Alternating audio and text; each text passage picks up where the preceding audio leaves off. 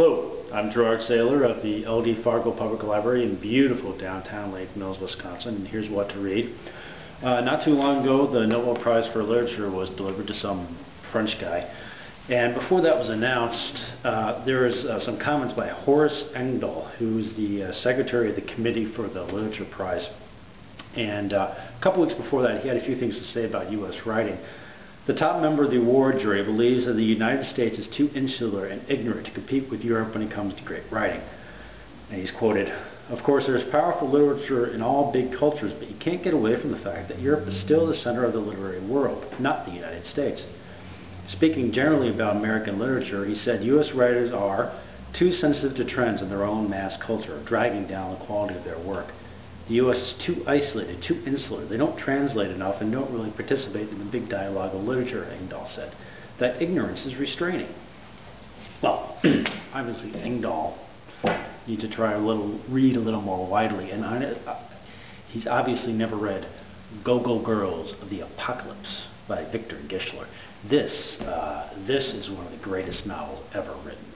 This is fantastic. I just finished this about 2 days ago. And it's 324 pages of bliss. It's pretty much in the present day, where Mortimer Tate has spent 9 years in a cabin in the mountains of Tennessee. He fled up there shortly after his wife was trying to serve him divorce papers, and he stayed up there while civilization went to hell. There was an earthquake out on the west coast that destroyed all the docks. No food is able to get in. There's economic crises, an influenza epidemic, and things just went downhill.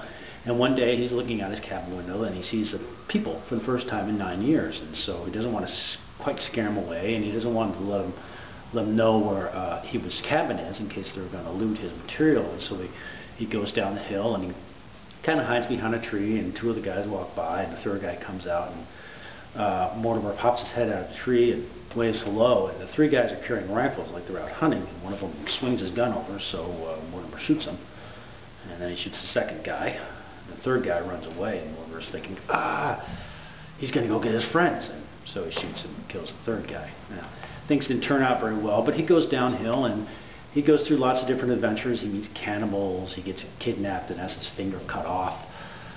He goes to Joey's Armageddon, which is kind of like a Hooters and Farm and Fleet all in one, and he becomes rich by selling his stock of booze.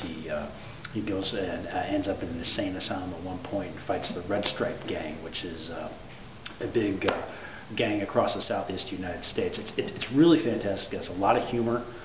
It's got quite a few brains exploding out of heads from gunshots, and some sex in it too, but it's really a fun read. Go-Go Girls of the Apocalypse by Victor Gischler. Up next, and coincidentally there's a short story in this one, Damn Near Dead, Old, Bold, and Uncontrolled, an anthology of geezer noir. And I didn't realize that there was a short story by Gischler in here until I was kind of looking through the front. But this is pretty fun. It's a bunch of short stories with older protagonists, pretty much like 55 or 60 and older. And it's got a wide range of authors in here, one of whom, Bill Kreider, his short story was nominated for an Edgar Award 2 years ago. But all these are pretty neat. I think the cover may have turned some people off because it kind of has an amateurish look to it, with a kind of a young gal and an old guy out dancing. At least it looks like they're dancing until you look up in the corner and you actually see that she's holding a handgun and he's trying to hit it out of her hand. But there's a lot of really funny stories in here.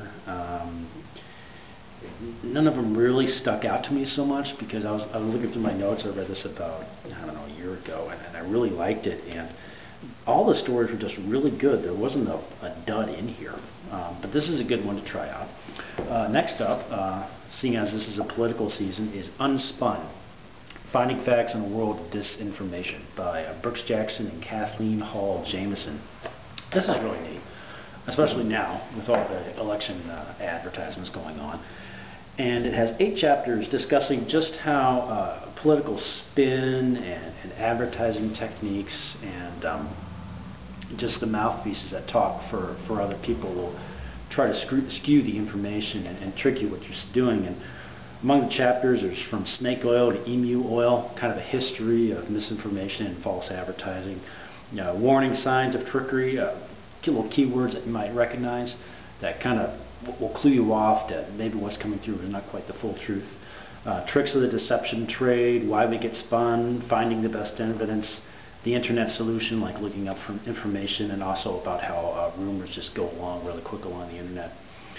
And it was really interesting. Again, I read this one about 2 years ago, but it's a pretty quick read. It's only about, geez, it's less than 200 pages. And Jackson and Jamieson they run the Annenberg Public Policy Center's award-winning website, factcheck.org, which usually you'll see get quoted a lot in newspapers because they'll hit on both campaigns now, which, you know, both of them have a little BS in their advertising. But that's unSpun, Finding Facts in a World of Disinformation. Damn Near Dead, Old, Bold, Uncontrolled, an anthology of Gischler noir. And Go-Go Girls of the Apocalypse, which is Nobel worthy, by Victor Gischler.